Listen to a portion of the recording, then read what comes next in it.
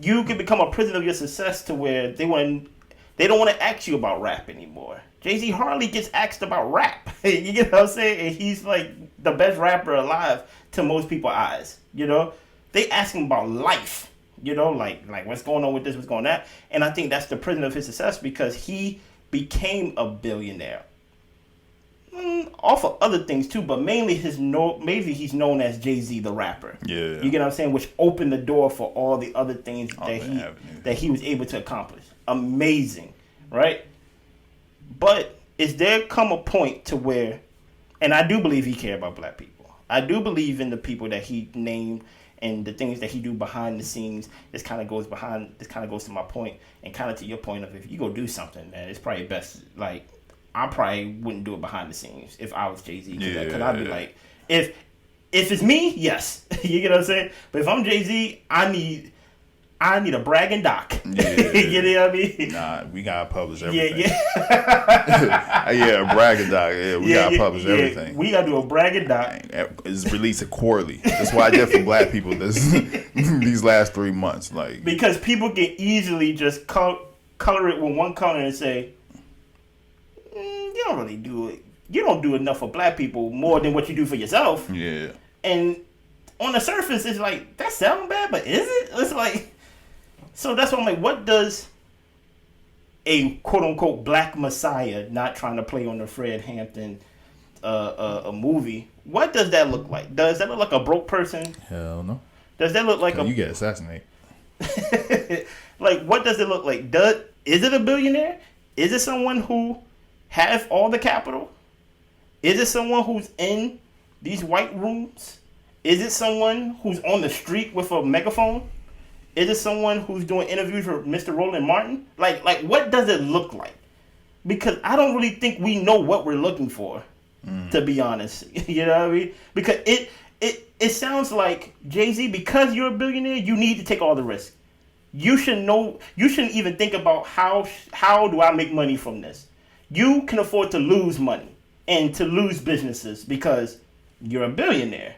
So you should invest in this or invest in these people or invest in this cause, even if it's at a loss for you because you're a billionaire.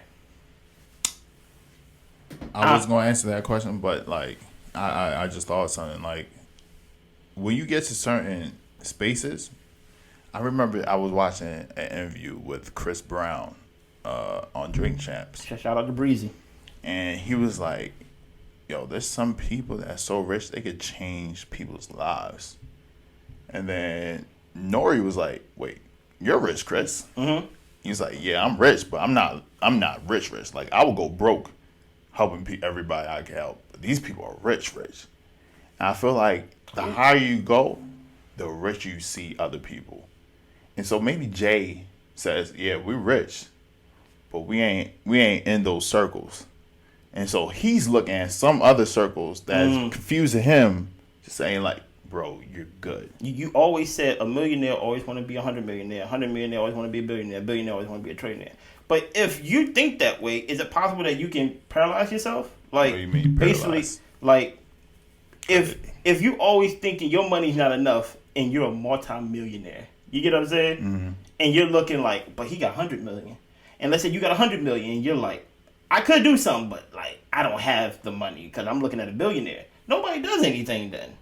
If everybody thinks that way, because everybody's always looking at the one who has the money, and be like, well, he can really change someone's life. Not me, because if I do it, I'm gonna go broke. And I'm like, but if everybody think that, somebody always got something more than the other person. No, it gotta be. It's gonna be somebody. This is C.T. Fletcher a quote when he was like, yeah, my mama used to tell me, like, there's always somebody better than you. And then C.T. Fletcher said, nah, mama, somebody got to be the baddest. Somebody got to be the baddest, mama. I'm just saying, somebody got to be the baddest. And it can't just be somebody. Somebody can't be always bad. So somebody got to be the richest.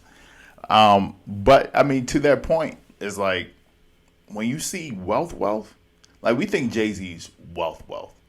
And you don't think he's wealth? I don't know. I don't know. Like, I think. I don't know what he sees. I don't know who he hangs out with. Like, there's things that he's probably the type of guy is like, I don't want nobody to be able to say no to me ever. He's probably in rooms where people can say no to him and he can't do nothing about it. And that's the thing. The higher you go, the different other doors. It's like a video game that never ends, especially for black people. Because it'd be one thing you had a black person that was in the top 3, top 5, and he was like, okay, at least we got somebody up there. Jay's probably looking like, we don't even got anybody up there. I'm playing devil's advocate. Okay. So, but he's probably looking like, we ain't got nobody up there. So how do we get somebody up there so then there's a connection from the top to the bottom? Because if we not up there, there's always going to be somebody that can say no to us. And if they say no to me, that means they're saying no to somebody below me. That means they're saying no to somebody below that person. That means they're saying no to the very person in the bottom. Yeah. So if we want to change things in the NFL, we need somebody in the NFL who owns the team.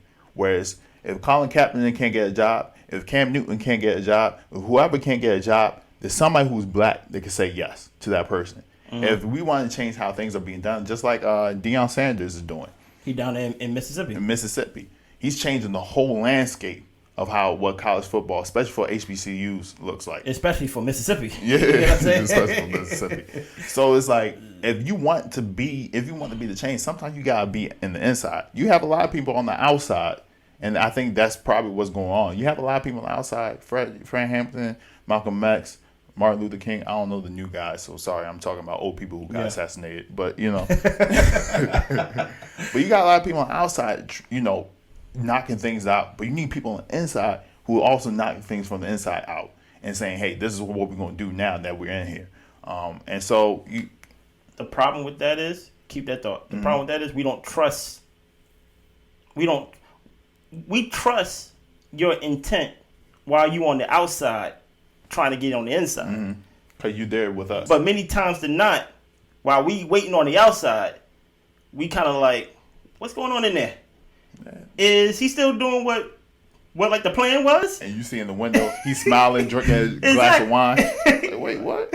Like, and the other window, you see him cutting steak. It was like, wait a minute. And the whole point was, while we was outside, the plan was to go inside and to infiltrate.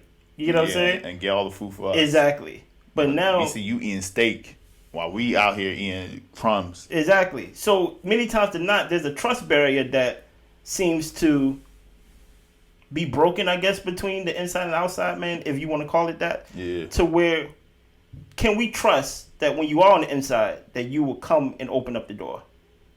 And I don't think a lot of people feel that way. I mean, I think that's what he's saying.